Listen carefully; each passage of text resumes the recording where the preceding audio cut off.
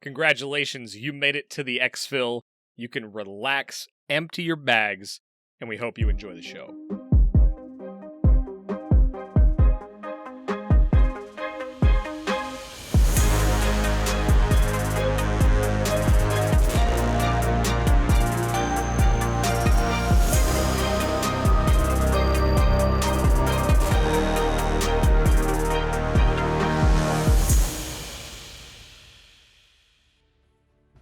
Hey there, Mike, aka MTBTrigger here, and with me as always is my co-host Ronal, aka Eric. If you're brand new, welcome. This is an Escape from Tarkov podcast where we cover all things EFT, and our goal is to get better at the game, and we hope you do too. So hopefully by now you know what time it is. It's hideout keeping time. So first of all, you guys, again, thank you so much. The reviews continue to roll in.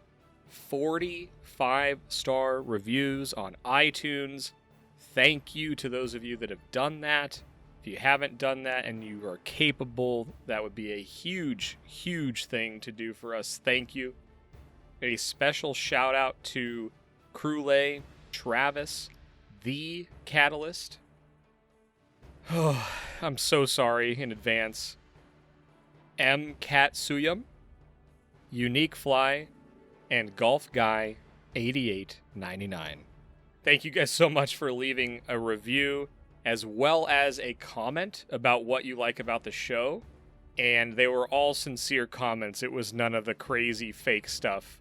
And we really, really appreciate that because it helps people find the show and know what we're all about. So sincerely, thank you. Appreciate you.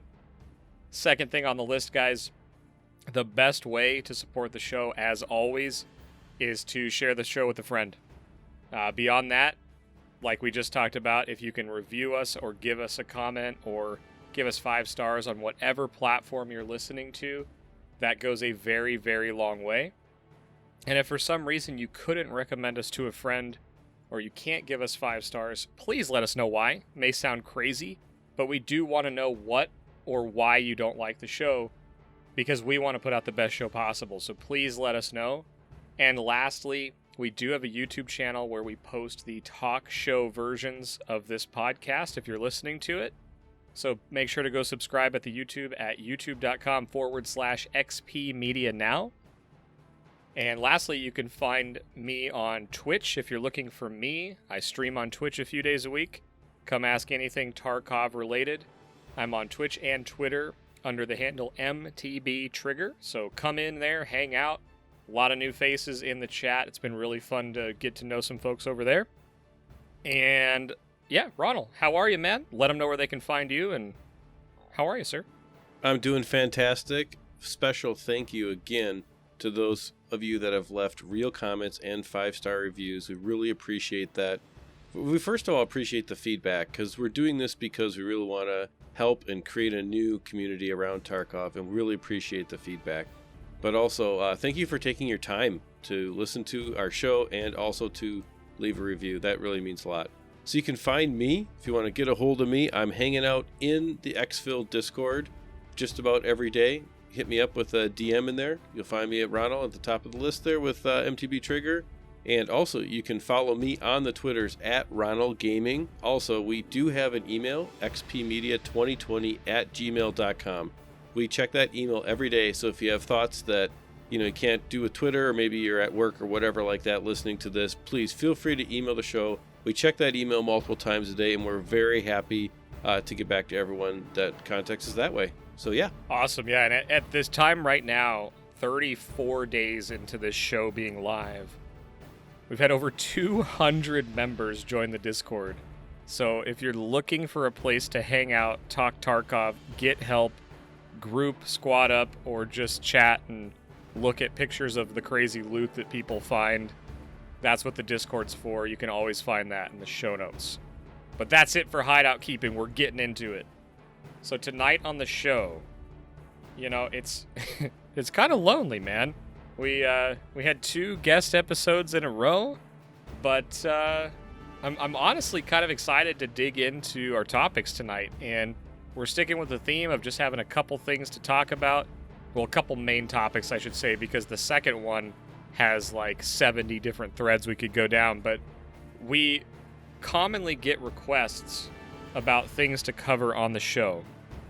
One of the most common things is budget loadouts. We also get asked pretty often what our favorite guns are, what armors are good, specifically at the beginning of the game. So we're going to talk budget loadouts tonight, and we're also going to dig into some of the things that was said on the last Tarkov podcast that happened. What was that? Oh, it was on the 10th. So February 10th, Nikita went live on Twitch for the dev blog number 8 with a bunch of streamers on there. So we'll dig into that, but we're going to start with budget loadouts. So before we get into that, man, how's your week in Tarkov? It was pretty good. I spent this week after last week having Dadcaster on the show, which was fantastic. He somewhat privately shamed me about not doing enough tasks, which, I had to leave the flea market. I had to leave the safety of the flea market this week, go out into the world and try to do a task.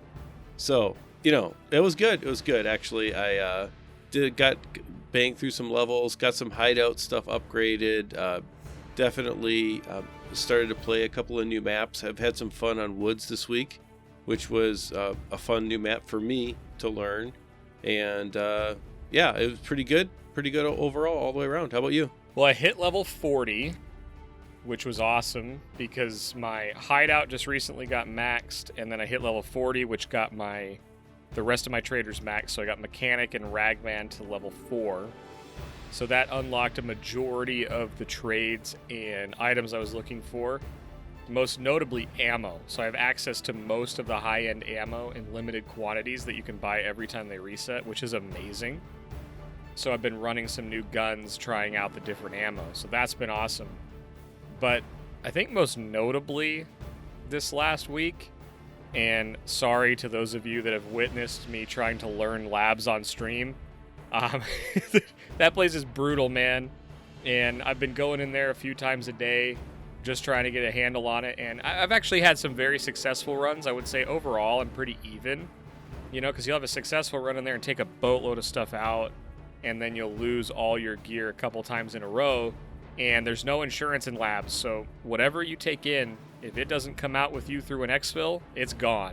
So even if someone kills you and doesn't loot you, you lose it in labs. So it's been a very interesting week learning that map, but I've had a lot of fun getting heavy into the end game PvP side. Yeah, and you also did an epic factory run this week with our friend the One Heart. I got to say, first of all, watching that was very, very entertaining. But just listening to, first of all, the gun. You need to tell everybody about this shotgun that you made, because made is a stretch. It was a little bit beyond ridiculous, or I should say this: it was beyond Chadiculous. We need to start calling this one. So you got to break this down. But we can't let this week pass without talking about this gun. Yeah, so this was the Chad Saiga. I know exactly what game you're talking about now. So I actually didn't build this. I've seen the trade for it at the vendors, and it's insane how much stuff you have to turn in. It's a couple 100,000 worth of gear to get this thing, but it is a fully modded out Saiga with a suppressor, a 20-round drum mag. Like, just every part has been touched. And it's crazy. Like, I killed a guy. I actually had 2 of these. I've actually acquired 2 by killing people in factory. But it's nuts, man. I had 2 of the drum mags, and you just kind of stomp around factory with, I think it's the AP ammo type for the 12 gauge, which is the really good one. And you get 20 shots with this. And it actually has some really good range on it. But this thing just murders. Like, if you're anywhere near their head, this just drops people. So we were up in the office area just dropping scavs and players, stomping around like crazy. And I don't know how many kills I had in that game, but I know it was over 20. And it was just a hilarious gun, especially if you want to either meme around factory, because it's a total meme gun. or if you just want to just chat out and sprint around, it's perfect for that. So if you ever get your hands on one of these kitted out Chad Saigas, go nuts, man, and Factory is the place. Yep, and for those who are new to Tarkov and new to the show, this is a shotgun with a 20-round barrel clip on the bottom of it and a purple light. And all Trigger did was run around and just shoot people in the face. There was no sneaking. There was no stopping to listen for who's around the corner. You're around the corner. Trigger was around the corner. And so this was the purple light of death. It was hilarious to watch. Honestly, we were all kind of laughing. And it was just a good time. So definitely something that happened this week that we needed to highlight. Well, and my favorite part about it was there were people in chat being like, aren't you going to loot the scabs or any of the people? And I was like, dude, if I killed someone with this gun, like, they're going to get their stuff back in insurance because I don't care. I'm going to the next kill. I'm not stopping to loot. I was stopping to heal, use painkillers, and just figure out where I wanted to run. So really, really cool gun. Yeah, and I got to tell you, actually, so a couple of episodes ago we talked about the rat and the Chad. And one of the things that has kind of happens, and I think this kind of happens as you develop in this game, but as I've gotten more comfortable on Shoreline, I'm starting to play a little bit more like a Chad. It's been a little bit of a situation.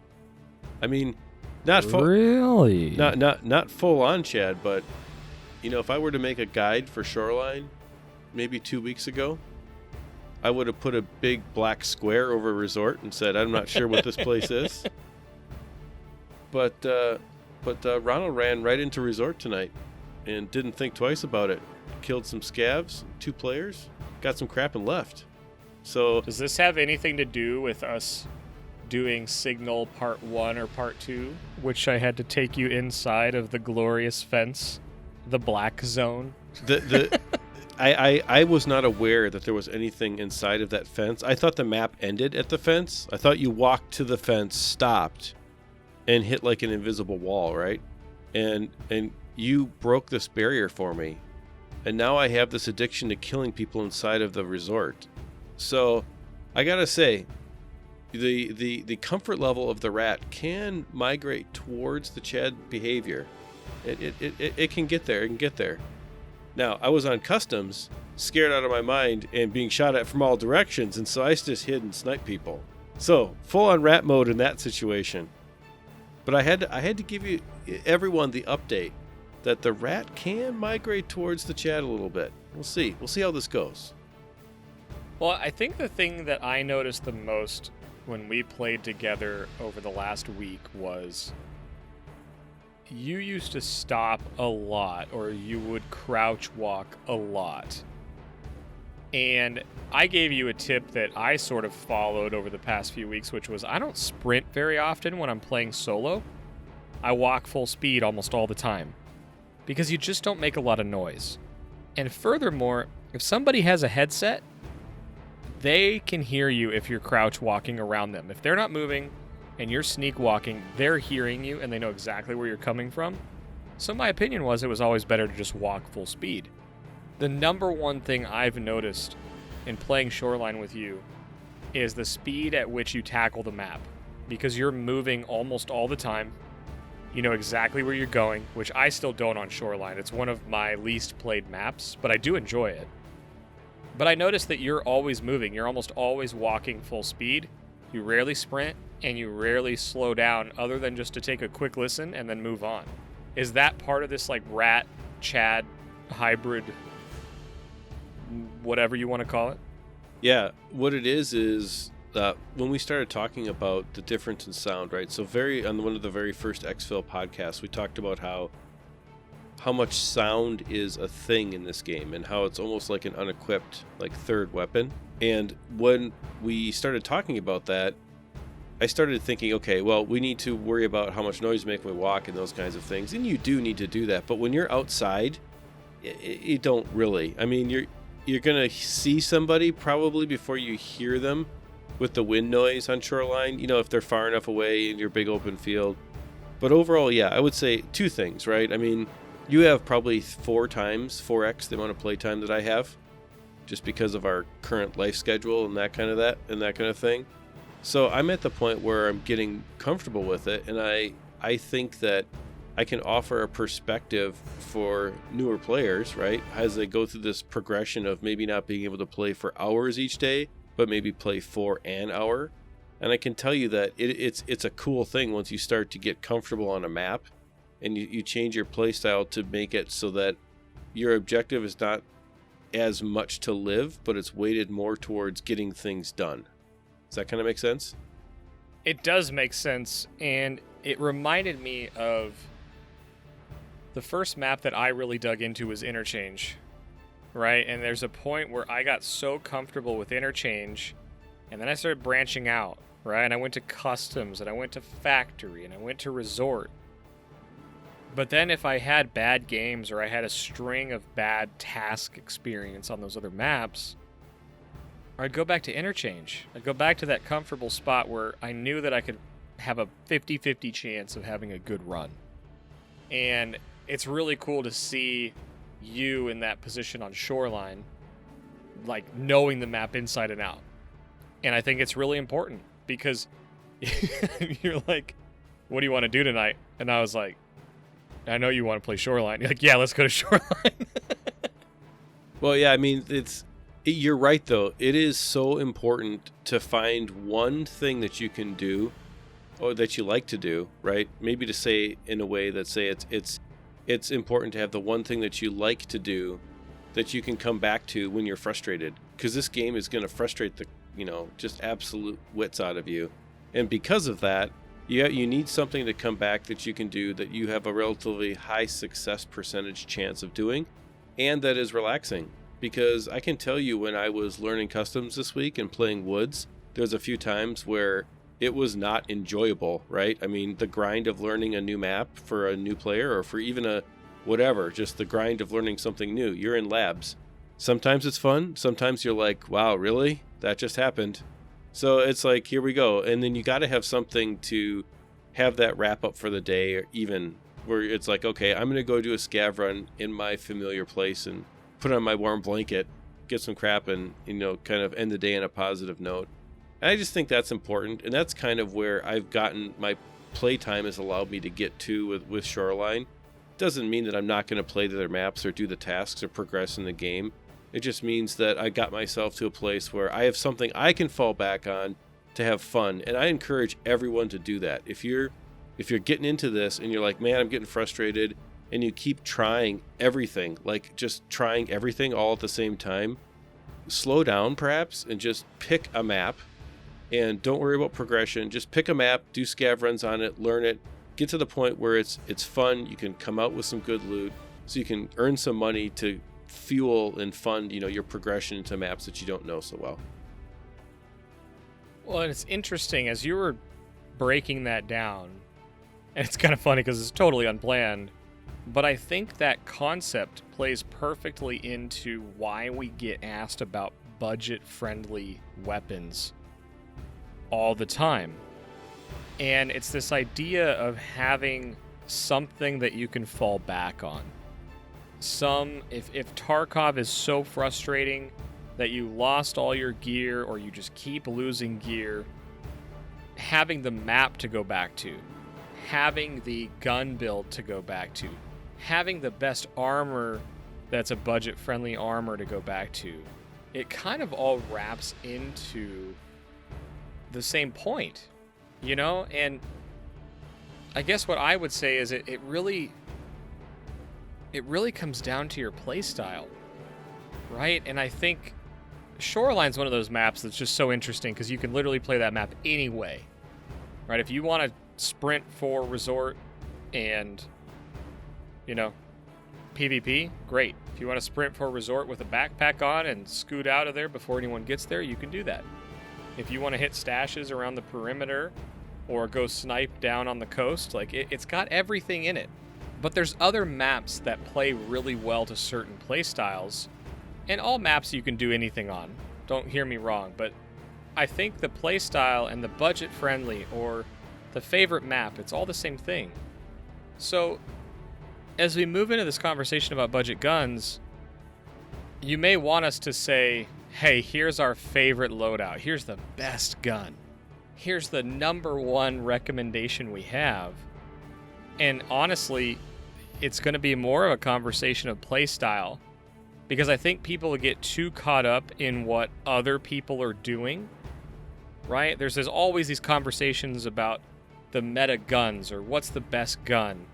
And I don't really subscribe to that, right? You've heard us talk about ammo kills people, guns don't. That's true here too. But your playstyle does matter.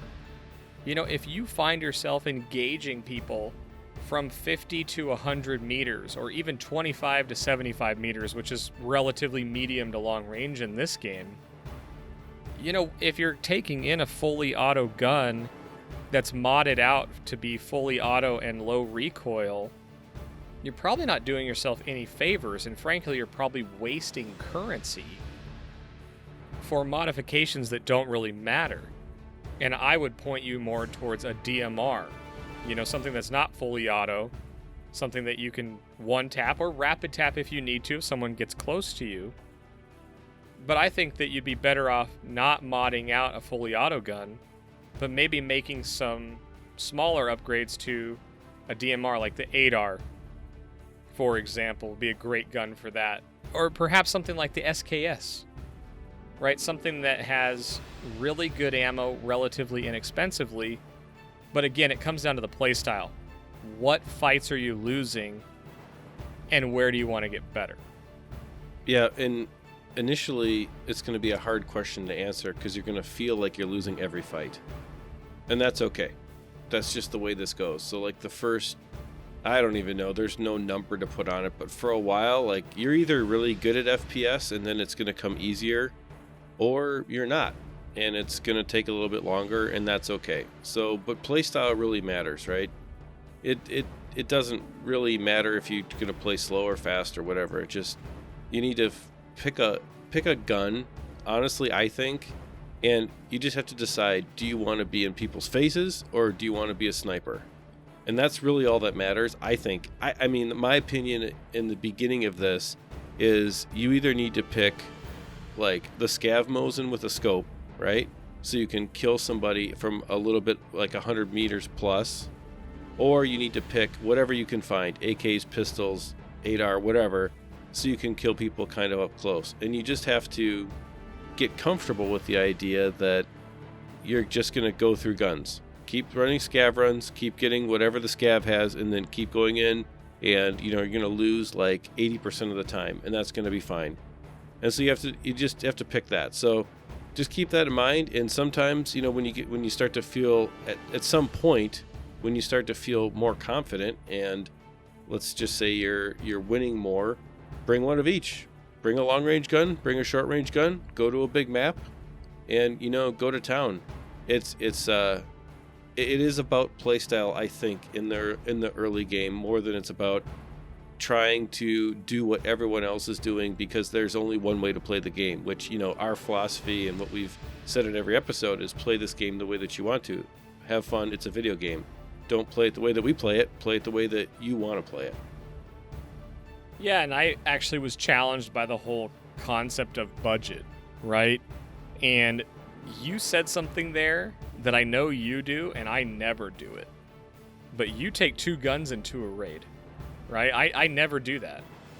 And perhaps I should think about doing it. But to me, the idea of a budget loadout, I would challenge everybody to change the way they think about budget loadout. If you're trying to find the most inexpensive kit that you can lose and keep losing, I think you're focused on the wrong aspect of Tarkov. The most effective budget build for each individual player, in my opinion, is the build that you can successfully get out of the raid with. And what that means is it's the build that you're probably the most comfortable with killing other players that isn't breaking the bank to go into it. So if you say to me, well, Mike, I'm really comfortable with a M4 fully modded and 240 rounds of M995, well, that gets out of the realm of being cost effective, because if you lose that, you're down 500k just on the gun and the ammo. But what I'm saying is, to Ronal's point, if you pick up a Mosin and you're comfortable with the bolts and you can survive most of the time, that's going to be a much better budget gun for you than, say, a unmodded AKM that you go try to have close range combat with if you're not quite up to speed with that yet. So one thing I wanted to talk about was specifically is getting away from this idea that there is the only one gun for the right situation kind of thing. And so what we run into when you read guides, which are good, guides are great. We make guides and people in our community make guides. There's plenty of stuff all over the place, right? Guides are good, but you have to get away from the idea that there's only one way to play a game. And last week we interviewed Dottie Hack, and it was a great interview. If you haven't caught that yet, I highly suggest you pick up EXFIL episode 7 and you listen to this, because Dottie's got thousands of hours in this game and he is very, very good at it. And he will run around with a pistol with the right ammo and take out just about anybody. So you can't tell me that you have to have some meta AK in order to take people out, because he runs around with a pistol and takes people out, and that's kind of his thing. So I think that once you get out of your mind that there's only one way to play the game, you can really take advantage of the diversity of guns and ammo and equipment that's available in Tarkov, and you can really have a good time and play the game the way you want to play it. Now, from my own personal experience, I've done a lot of pistol runs this week, and I've had a blast. Pistols are cheap, so if you don't have a lot of money, you can get a pistol, you can get 16, maybe 24 rounds of ammo, and just go in on a PMC run.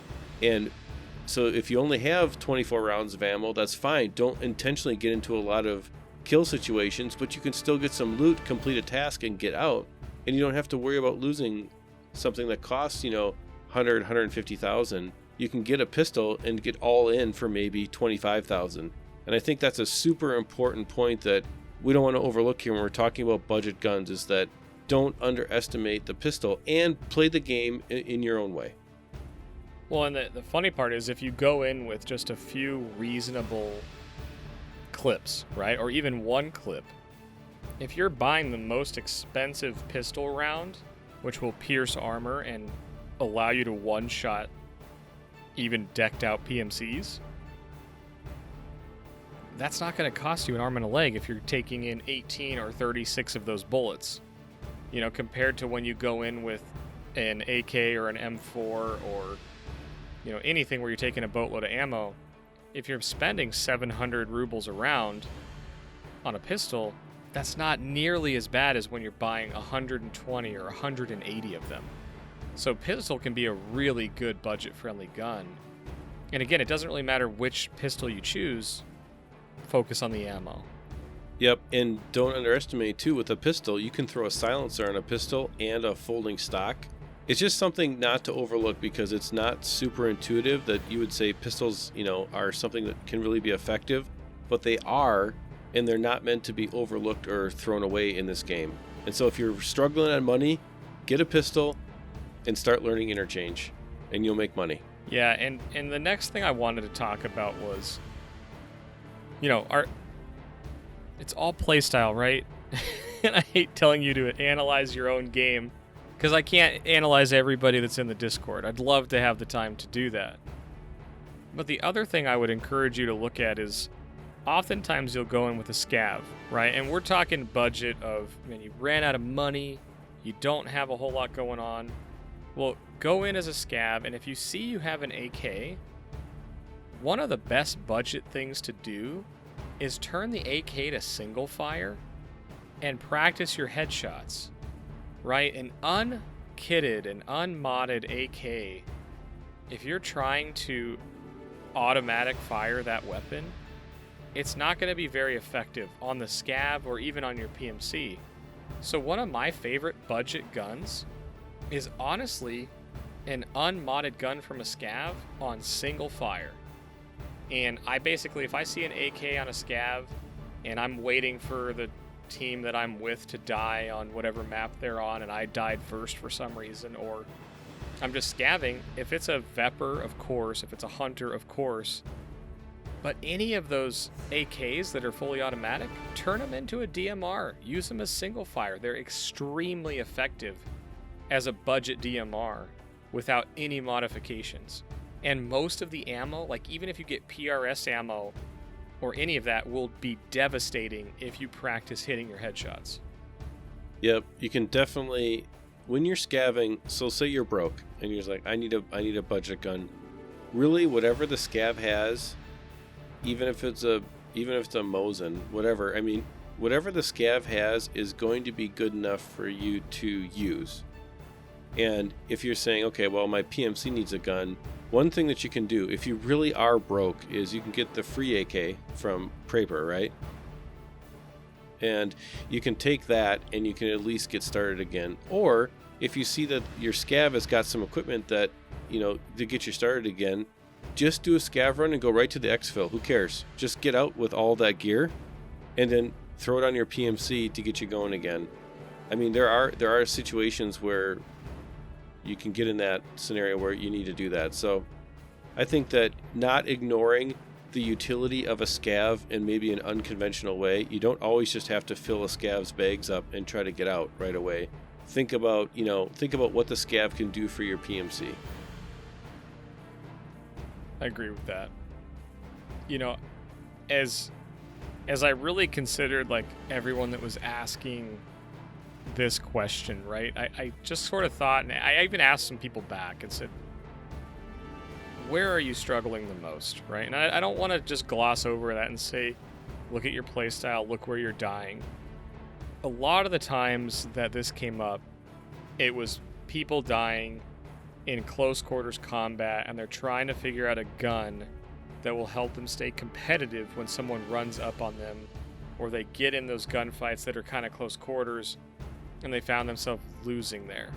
And we had a bunch of people that came over from console.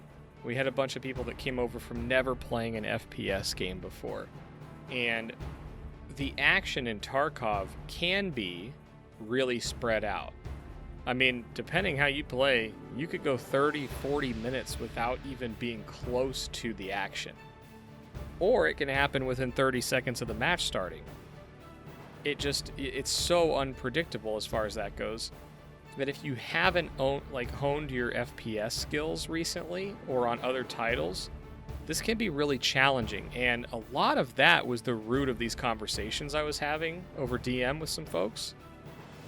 And I found myself wondering personally how I got better at this and how I got over the fear of close quarters combat in this game.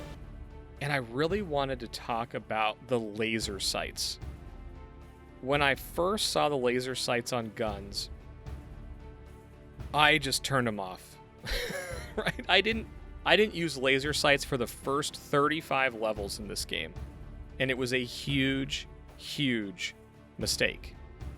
I turned a major corner in this game in the last week and a half by putting laser sights on guns. And it wasn't me putting on it. It was someone sharing a build with me. And I just copied the build and I kept building it. And they're like, why don't you ever use the laser, man? And I was like, well, the enemy can see it. The enemy can see this laser. Like, why would I give them position information about me? Well, then I started thinking about it and I'm like, well, if they're focused on my laser, they might not be looking at where I'm coming from. That's a bonus in my favor. Yes, they could use it against me. But two, when you have the laser sight on, it makes your guns shockingly accurate in this game. You gotta use the lasers. If you have a laser on an automatic fire weapon, try hip firing. It is remarkable how accurate it is. And this is going to lead me into my point, especially to those of you that are new to PC or you haven't played an FPS game in a while. I would highly encourage you to play one other game specifically. And I am biased towards this game because I played it for a long time. but I would tell you to go look at Counter-Strike. I think the Global Offensive, which is the most recent version of it, is actually free to play now.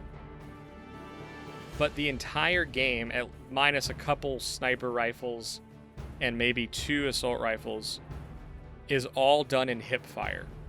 And it's quick action, it's close quarters combat. So if you're trying to train yourself to get into hip fire combat, and the lasers in Tarkov are incredible. I will reiterate that point. They are so good. Do not sleep on the lasers. Do not make the same mistake that I did. Use the lasers. And if you want a game that will help you practice close quarters combat in a hip fire scenario, Counter-Strike. Try it. My point in that is, as important as I think budget loadouts are, I also think it's very important to put yourself in the best scenario to win. And if a 10,000 ruble laser sight added to your automatic weapon puts you in a way better scenario to win fights in close quarters combat, try it. Try it. I think you'll be really impressed with the hip fire accuracy in this game. Yeah, absolutely. I've been putting laser sights on all kinds of stuff in the past week since we've been kind of talking about this. And I mean, I can tell you that running into resort, head first, Chad first, ready to roll, is fun. More fun, I'll say, with having a laser sight on the gun, because hip firing is so much easier.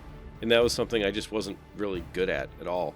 So I can tell you that it definitely has helped my play style, and this is something not to be ignored. Now, they can get expensive. I mean, if you're going to start losing guns all the time with laser sights on them and keep having to build those guns up again, it is not super friendly on the old budget, but it is something that does help you get quests done that are in areas that are highly contended.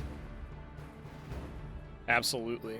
Well, and we just kind of gave a bunch of tips around this idea and concept of budget. I want to ask you specifically, what is your favorite loadout, including armor, when you don't want to lose a bunch of money or you just had a string of bad raids? Like, what are you putting on that's budget friendly? I would say like any level 4 armor is pretty budget friendly in the early game, and finding some kind of a helmet that gives you some kind of protection. Don't need a face shield. You really don't need a face shield. Don't worry about that. Something that's got 30 to 40 hit points on it. It is something that I go for when I know that I'm probably going to die, right? So just something level 4 in that area. Now, as far as guns and bags, I just use junk bags when I feel like I'm going to die. So an MBSS, or I don't really keep anything smaller than that anymore. So I don't keep duffel bags or what is it called? The army sling bag or the army pack. I don't keep any of that anymore. I just sell all that stuff now. MBSS is the smallest thing that I keep, and I really only use those if I feel like I'm going to go into a spot where I'm learning and I'm going to get killed. Pretty much now, Burketts are pretty much my standard. If I'm going to go, let's say I'm going to do my comfortable run, I'm going to go in the shoreline. If it's something that I'm not worried about dying necessarily, I'll take 2 guns. I'll take a sniper gun, I'll take a close quarters gun, and that might be a pistol in a sniper gun. So I mean, it doesn't necessarily have to be an AK. And then I'll take a Burkett and I'll run around and kill people, and then get to the point where I'm filling up that bag and try to make it to wherever the EXFIL is. And so I think that the loadout question you have to ask yourself, am I doing something where I'm learning something new, or am I doing something where I'm confident where I'm not going to lose what I have? And again, anybody can die on any situation, but you know whether you're pushing yourself to grow your skills or not. So I think that, yeah. So that's my 2 ways of thinking about it. And if I know I'm gonna lose, and I'm just going into, I shouldn't say that. If I know I'm gonna lose, if I know that there's a high probability that I'm gonna lose, then what I generally like to think is I just take a pistol, and I'll take a junk bag, and just have a level 4 armor of some kind, and just kind of go. How about you? So a couple things that are different, and I like your take on it. It's similar to the take that I used, I don't know, when I was in the level 20s. I've made some modifications, though, and the number one thing that's different is if I'm going on a budget loadout, I don't wear a helmet. And the reason being is, the cheap army helmet's 17,000 rubles, and my experience is if I get shot in the head, I'm usually going to die anyway. You have a small percentage chance to ricochet a bullet, but if I'm on a budget-friendly build, I'd rather save the ammo, because if you get shot in the head, you usually die anyway. So I actually don't take a helmet in if I'm doing a budget build. And then oftentimes I'll take in either a Mosin that's unscoped or a scoped Mosin if I happen to have one, because I like the ability to shoot one bullet and kill someone. And the Mosin for me is the most effective way to do that. I'll go in without a bag, or if I do go with a bag, I'm like you. The smallest bag that I keep anymore is a Burkett or the Scav backpack. I keep both of those. But I think the part that plays more into it is I really like it's the Ulay, the 6B23 armor. It's the class 4 tactical rig. And if I have those laying around, I try to hang on to those anytime I can get them. Like if I kill some scavs or I scav in and have one, I try to bring those out because they are a class 4 armor. I think they have 50 hit points. And if I have one of those on, I won't even take a backpack in. I'll use that in my pockets, and I'll go try to kill something with a backpack. So for me, it's a Mosin all day. Or I will get the 5.7 pistol, which has become my new favorite, with one clip of 20 good ammunition. So just a pistol, 20,000 rubles worth of ammo, and that gun can one-tap most PMCs with one shot. So those are my two favorite builds. And again, I think the helmet's the place where we differ a little bit, but that's just my experience, is that if I get shot in the helmet, or if I get shot in the head, I die. So I'll often not wear a helmet in budget scenarios. Yeah, you can also do that too. You bring up a great point. You can go in without a bag and just use your rig as your armor, because the odds are you're going to kill a scav and get something, a duffel bag or an army pack, or if you're lucky, you get a scav backpack, which is big, right? And then the other thing too is it all depends on the map. Like if I'm going to go to Interchange with a budget build, I'm just going to take a pistol. I'm not going to take a Mosin or anything like that. Just take one gun. I'm going to take a pistol, because odds are I'm going to kill a scav that has an AK or an 8R or something, right? And so we'll just grab that. So I think you bring up a couple good points, and I think that's a really interesting idea about not wearing a helmet, and it's something that I know that I'm going to look into and try. Yeah, I would honestly encourage everybody to give it a try without a helmet when you're trying to save some currency, because honestly, I think you'll find that if you get shot in the head, you're going to die, and then that's just 17,000 rubles every single time for that level, or that class 3 armor helmet with the high ricochet chance. So again, just some other strategies to try. Don't sleep on the pistol. Don't sleep on the laser sight. And again, personally, I'd highly recommend the Mosin or single fire, all those AKs that you see on scavs. And again, Ronal brought up a bunch of good points too. There's nothing wrong with going in with a pistol and a backpack. And if you use an armored rig, to his point, you can kill somebody. And oftentimes they will have armor and a vest. You can put your tactical rig into your backpack and use it as storage, and oftentimes it will have more storage than the spaces that it takes up, or at the very least it will be similar. So there's just a lot of options for reducing the amount of gear you take into a budget run and coming out way ahead if you're successfully EXFIL. So anything else you wanted to touch on for budget builds? I think we did a good job covering it. I would encourage everyone that's listening to this, jump into Discord if you're not already in the EXFIL Discord. Hop in the general chat.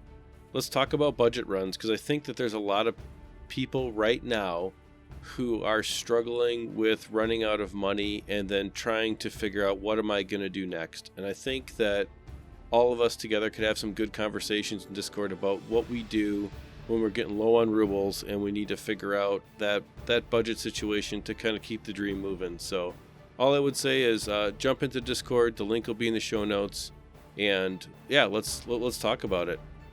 Yeah, let's do this. When you hear this part of the podcast, jump into general chat and write down what your favorite budget build is, whether it's a gun or armor, or you have something specific about your budget setup that you like and why. Write that into the Discord. Just say, my favorite budget item or my favorite budget build is this.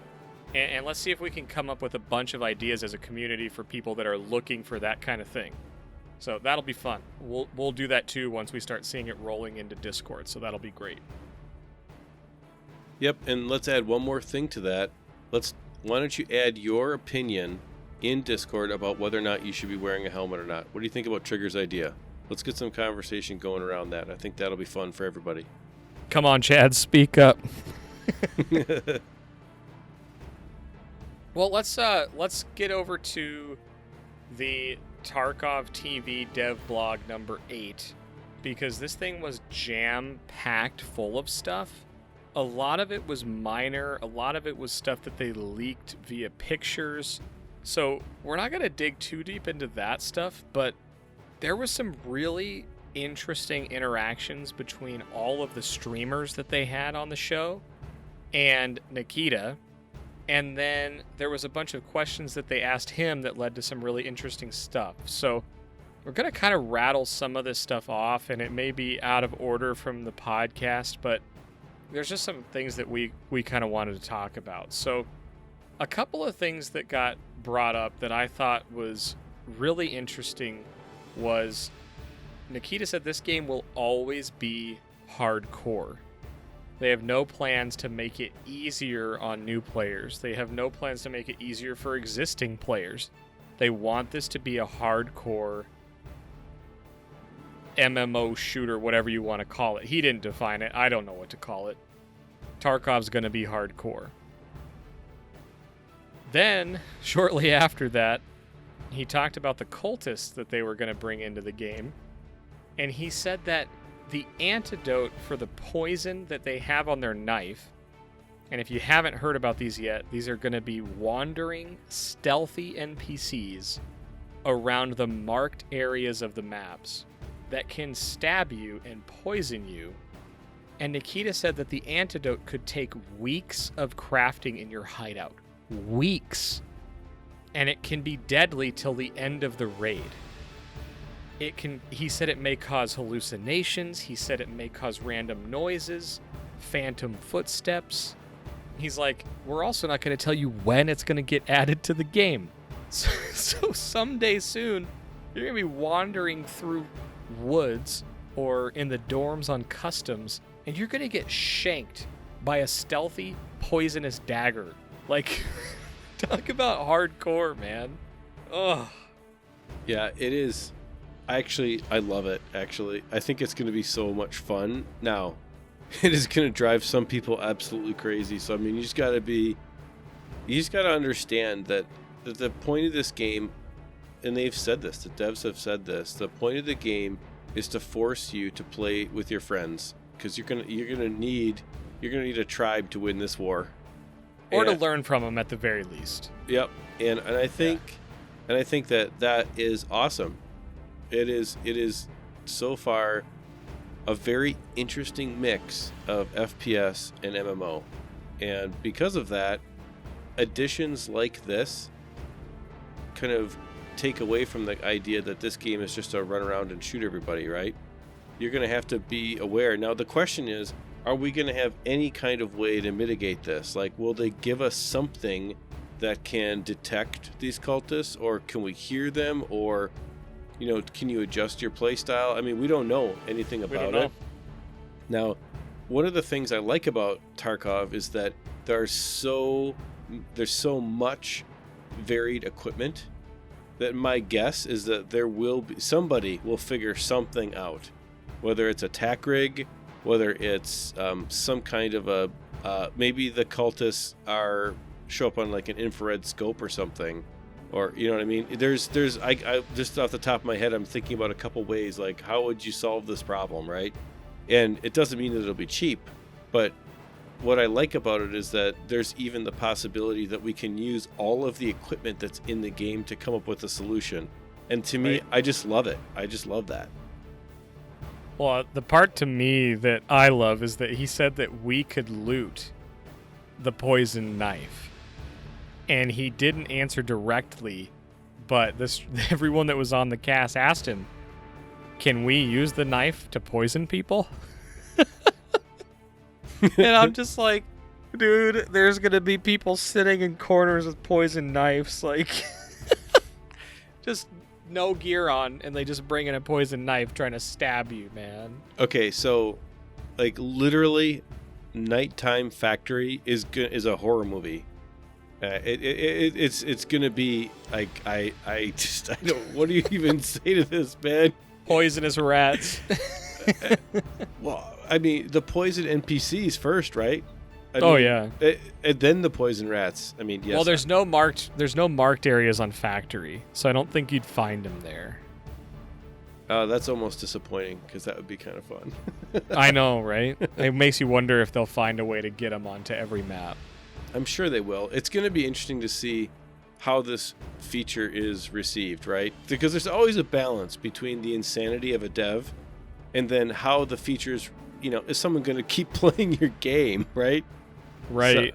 So sometimes I guess I feel like they are maybe pushing the boundaries of how this type of game is normally structured. And, they're trying something different. It's definitely new. So.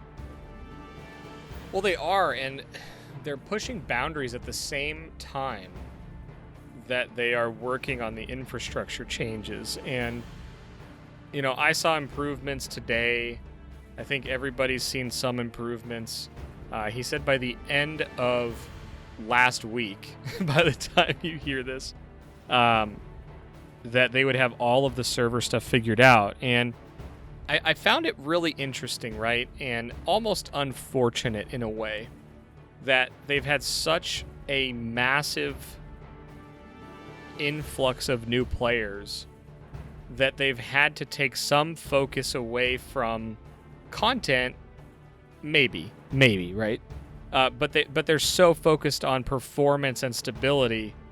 And I kind of noticed it, right? There was a point where Nikita was laughing and saying, before the Twitch Drops event, internally they were thinking that if they had 30,000 concurrent players, they made it, right? That was it. That was a great number. And he shared during the podcast that the weekend averages in January and the first week of February were 110,000. Almost 4 times what their "we made it" number was. And then that afternoon of the podcast, there was 120,000 players in the game, which is more than they were having on the weekends. And so it was just this fascinating, seeing how affected Nikita was by the server performance and how focused he is on it. And he's apologizing and he wants it fixed, and you can see it. And then to me, the most fascinating point was brought up related to the server performance, and it was Summit, right?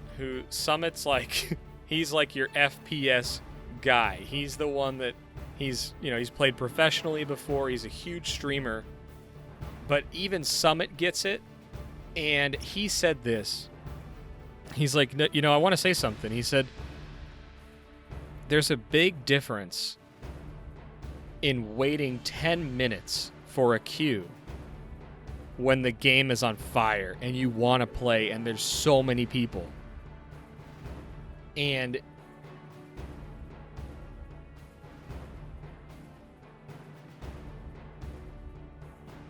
he said it's very different when you're comparing it to a game that's dead and you're waiting for 10 minutes to get in a game there. And he's like, you guys are doing great. You guys are doing awesome. Like, we will wait to play. This game is great. You're moving it forward. And you could see Nikita be like, really? Like, you would wait in queue to play this game? Like, it was a really interesting moment to watch that interaction and the understanding, because you can just see how laser focused he is on performance, which, of course, that's what we want. But he doesn't understand that, like, if I'm not dropping out of the middle of a game, I'll wait 10 minutes to get in. I don't want to wait 10 minutes, but I will, because I want to play the game. And if I knew that I was getting into a server that was going to be stable and I had no risk of getting dropped and no risk of losing my loot, I really don't care what the wait time is right now. And it just speaks to how good the game is right now. Yep. And I was watching an interview today, actually, with Pestily, and he was talking about how the current state of battle state right now, the current head count. So, you know, a year ago they were at like 12 people for the whole company, and now they're at 100 people. And even so, think about this: they have a game that has 130,000 plus concurrent players, and it's a company of 100 people. I mean, it is now. Yes, growth is great, but from just a purely logistics perspective, this game blew up even faster than any of them could possibly have wildly dreamed about, right? So now they're in a situation of maintaining a good customer experience, you know, with a bunch of new customers. And it's AAA gaming companies have thousands of employees that deal with this. They have server departments, they have IT departments, they've got all this resources, and these guys are like sleeping on the floor of the server room, keeping everything running. So I mean, you have to make a choice, right? I mean, if you say I paid for the game, so it's going to be perfect, if that's your expectation, well, you know, that is one way to look at it. Personally, I'll speak for me. I look at it as, I see the dedication and the concern from the company as a really good sign for me for the future of the product. Because of one of the big complaints that people end up having against large gaming companies, and I'm not going to name any, but you know what I'm talking about here, is that those people lose sight of their customer, right? They lose sight of who their customer is. And when that happens, they start worrying about peripheral things and stuff that just isn't keep the game experience fun. But when you have game developers who are so concerned with leaving the game in a good space that they're willing to just do whatever it takes, and you can go through a rough time, but people are so excited about the game development, and you know, just in general, just like the game is good. And I don't want to ramble on too much about this, but my point is that Battlestate cares about their product way more than, I would say, your average game of this size. And they care about you, the gamer, whether or not you may believe it or not. I believe that they care about us as the gaming community, and they know that we're having a bad time, and we need to cut them a little bit of slack. I mean, the game is, yes, it's beta, but really it's, if you think about it, for a beta game, it's far more complete than a lot of release candidate games that get pushed out by the big game studios these days. So overall, I would say it's been a frustrating experience at times. I myself have gotten frustrated. I've been disconnected. I've lost loot. I've had hard time staying connected or whatever, and that all happens.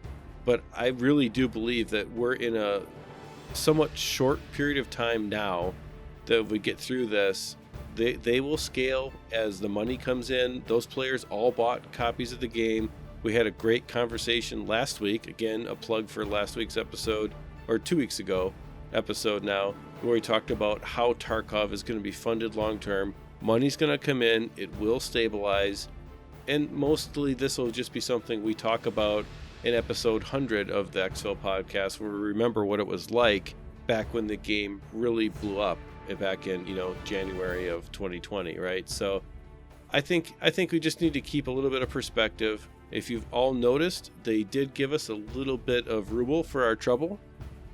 Now, you can take that, for what you think. Did it inflate the economy? Yeah, it did. It definitely inflated the economy. You can't print rubles and not ruin the economy, right? And that happens in game and in real life. So I think that it did inflate the economy. But at the same time, if you are broke, you are less broke.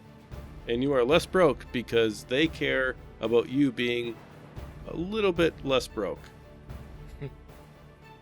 It's true.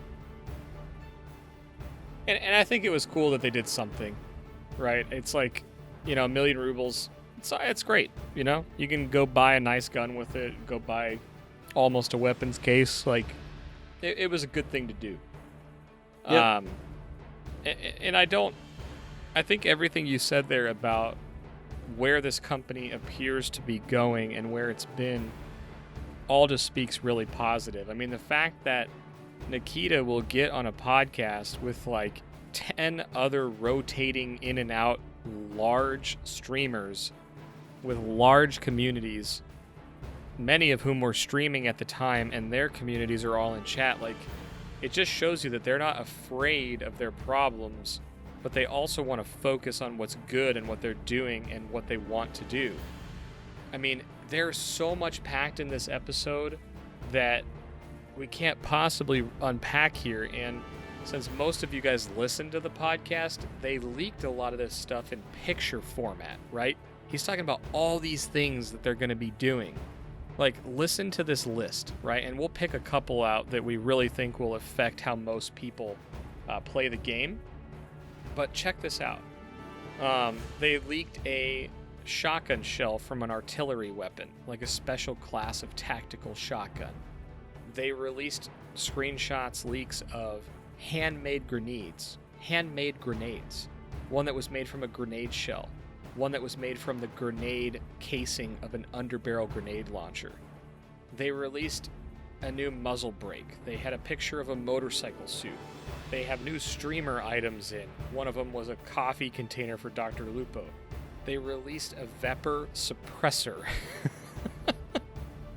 They released a picture of what appeared to be new boss armor. They released a picture of the stock portion of a Vector. They put in a 300 blackout suppressor. There was a bear jacket. There was a lootable book from the cultists. There was a compass on the watch.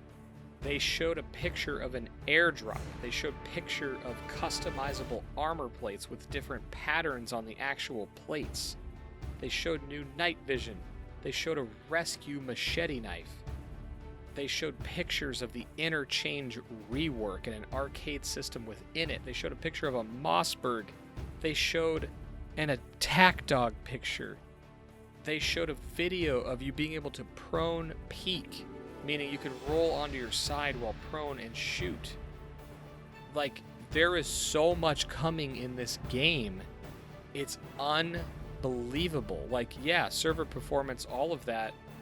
But these are things that they already have, like, 3D modeled and specs on them. Like, oh my gosh, it's crazy.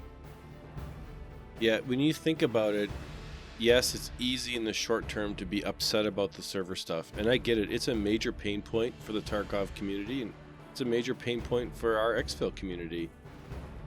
But really, just don't lose sight of the big picture here as you're playing. This game has got so much potential, and with all the different things that you can do today and all the different things that they've just let us into what they're planning, think about what they haven't let us in yet.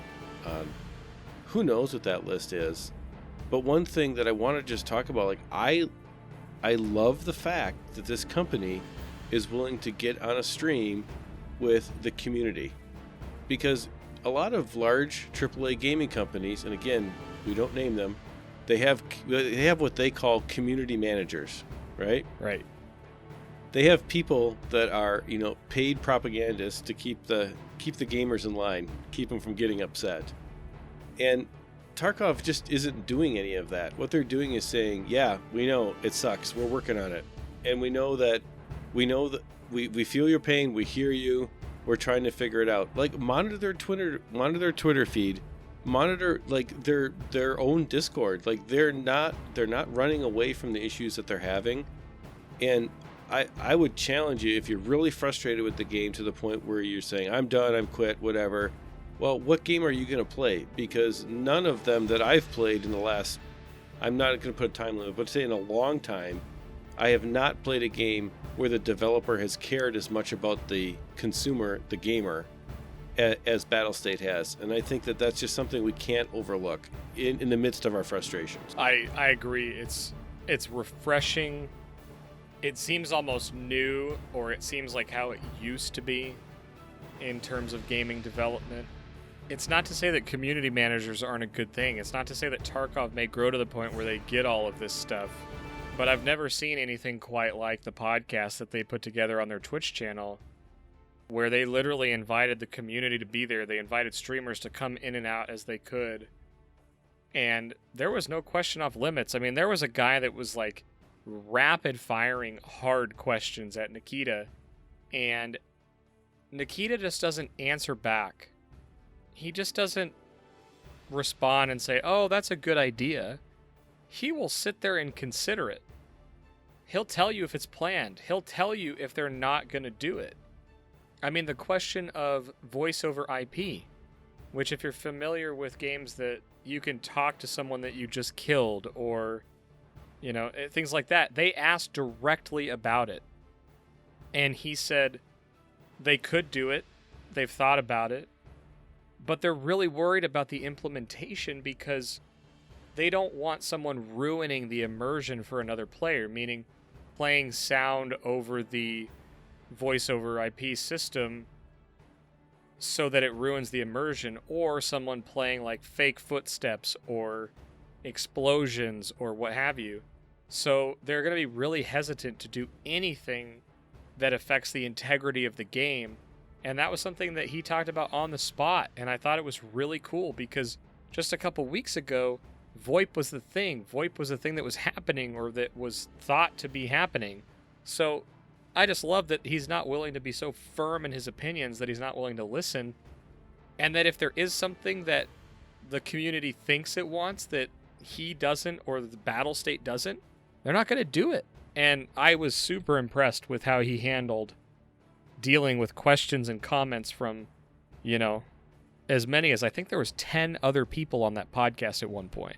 Yeah, and for example, another major question that they talked about was how certain maps develop places where people just don't go anymore. Right? So, like Reserve develops a play style where the action's done in like the first 10 or 15 minutes, right? And people all rush to like the same place, or even on Shoreline, everybody rushes to the resort, right? And then the action's there, and then it's done, right? So the 80% of the map doesn't get traversed by, I would say, 80% of the players. And instead of trying to tell us that we're playing the game wrong or whatever, they just said, yeah, that's interesting. And they are looking at implementing, like, if you're not familiar with what a heat map is, it basically is taking a look at the activity of what happens and where.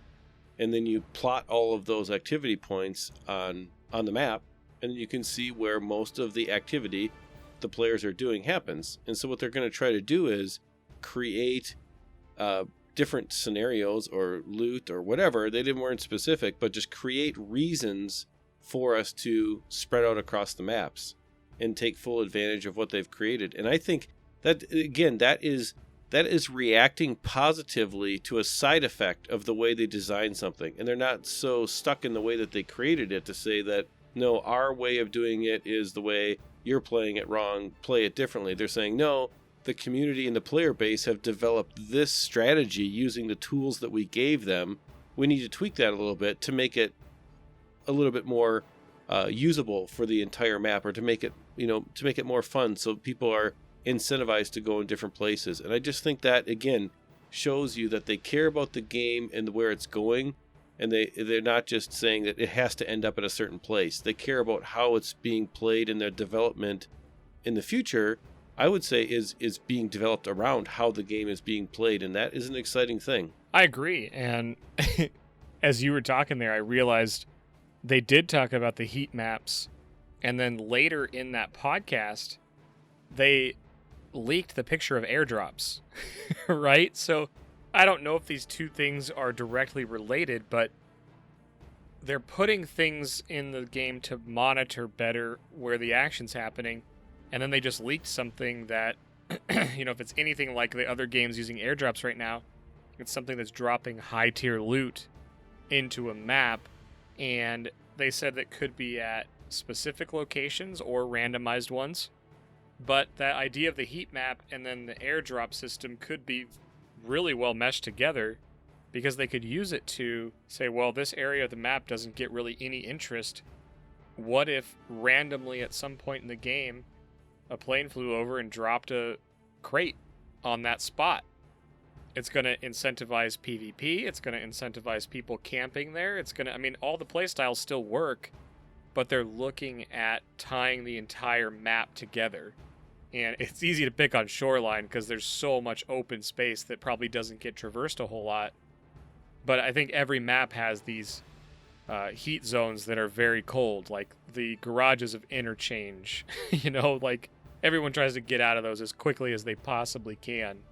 And so hopefully this leads to them making small design changes over time, or big ones, that really make the whole map feel interactive, and that you're not just, you spawned in a horrible spot because it's a cold zone. Yep, and regardless of what it is in the short and long term, the simple fact that they're doing it is very important, I think, to the viability of the game long term. So I'm excited to see what they do with it. I am too, and a lot of these features were just teased.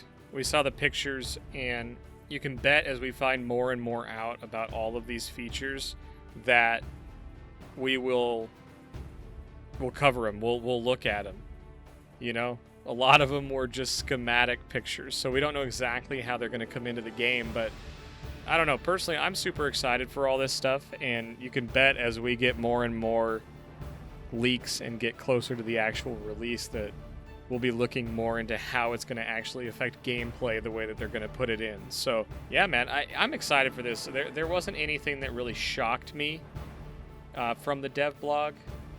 I was mostly impressed by Nikita, and then also excited for some of the stuff that's going to come out. I think we're kind of getting to the end of the list here, but I do want to hit on one thing before we're done. We should really talk about the Interchange rework that they talked about, because I know that a lot of the people in our community like Interchange, and that includes you and me. We both are very fond of Interchange. Yep. So you want to talk a little bit about what they said about that? Yeah, so the biggest change is they are going to have an alarm on Kiba.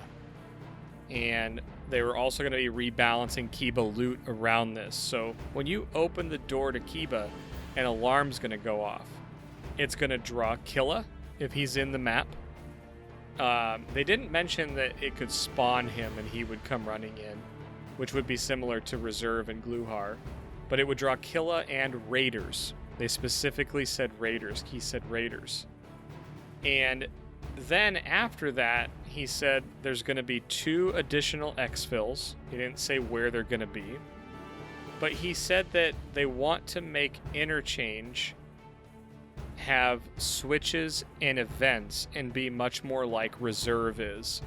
And that is so exciting to me because I have come to love Reserve because of all the things, right? You hear that alarm on Reserve? Boy, that makes the bunkers really interesting. Ooh, you hear the train sound? Ooh, that makes it really interesting, right? There's all these little events that trigger your emotions and how you play on the map. And it sounds like that's what they're doing to Interchange as well, which I think is really, really cool. Yeah, I also agree. I think it'll be really interesting to see what new hot zones kind of develop on that map. Like where the new PvP hotspots develop, and what kind of new strategies develop, especially once the Kiba alarm goes off, and then if Killa's there or whatever in Raiders, what are you going to do, right? If you're in the wrong spot, you're probably in trouble. So I want you to talk about one thing. I know that when I first started the game, I was somewhat embarrassed to ask this question for a long time. But can you talk about the difference between a scav and a raider? Just so that, folks who are new to Tarkov can understand what a raider is, what a scav is, kind of what their place is. Yeah, raiders will mess you up. But basically, raiders currently, you can run into raiders basically surrounding any of the 4 scav bosses. So you've got the 4 bosses that all have raiders with them, and effectively what they are is a very geared version of scavs, and they have specific spawn points or specific events tied to them spawning. So Reserve has them, Labs has them, Customs has it. I don't even know where all the scav bosses are. I haven't killed them all yet. I think maybe I have. I don't know.